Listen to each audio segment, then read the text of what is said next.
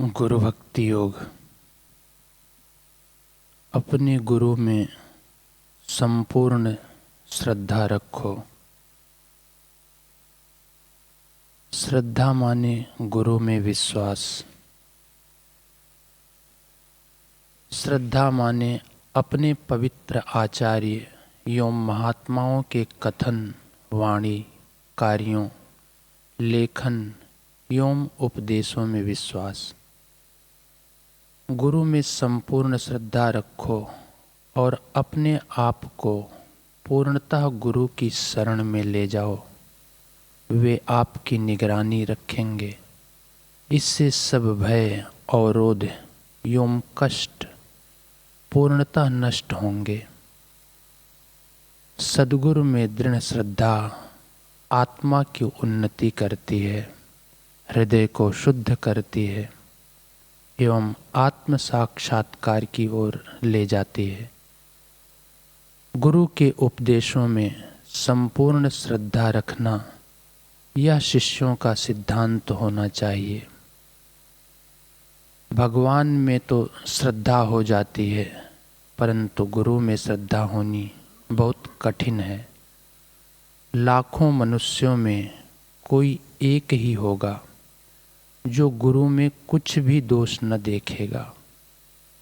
जब तक गुरु में श्रद्धा नहीं होगी तब तक कुछ नहीं होगा। गुरु में जब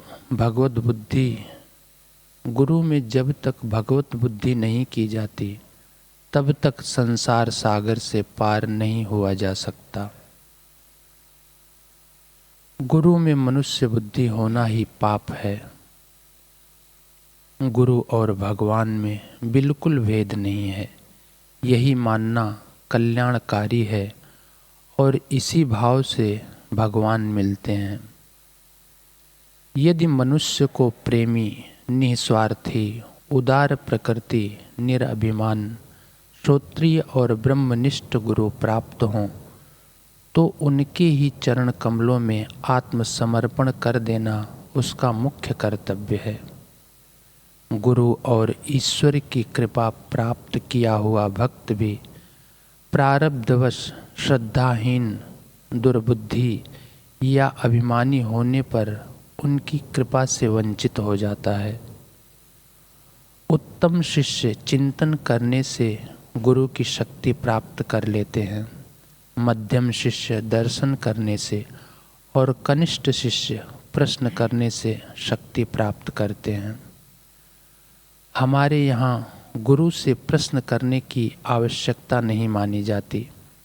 गुरु की सेवा करे और उनका चिंतन करे। जब गुरु में अनुराग है, गुरु हमारे हैं तो उनके गुण हमारे हैं ही। आजकल लोग गुरु सेवा तो करते नहीं, फिर भी चाहते हैं कि हमें विद्या आ जाए। ऐसा भला कैसे हो सकता है?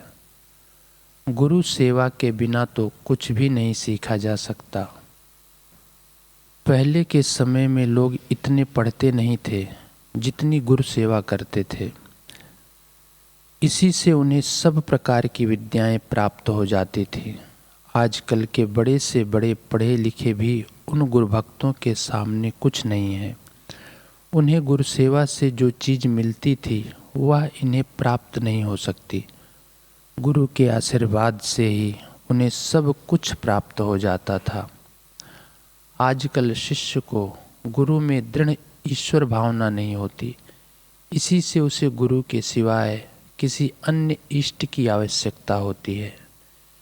यदि गुरु में शिष्य की सुदृढ़ ईश्वर भावना हो तो उसे ईश्वरोपासना की भी आवश्यकता नहीं होगी। गुरु की सेवा से ही उसे ईश्वर की प्राप्ति हो जाएगी।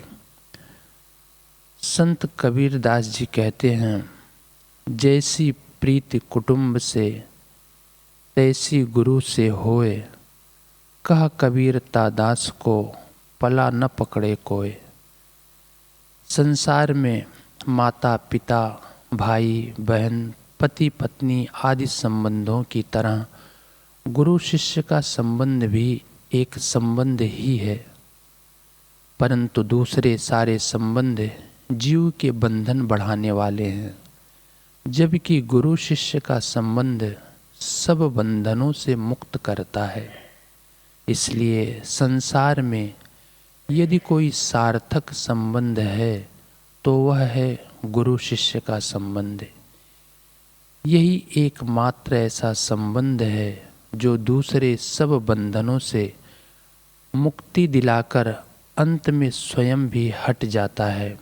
जीव को स्वयं शिव स्वरूप का अनुभव कराकर मुक्त कर देता है।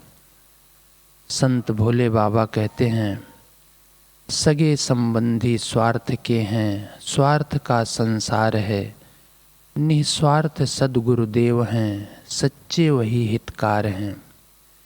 ईश्वर कृपा होवे तभी, सतगुरु कृपा जब होए है, सतगुरु कृपा बिन ईश भी नहीं मैल मन का धोए है।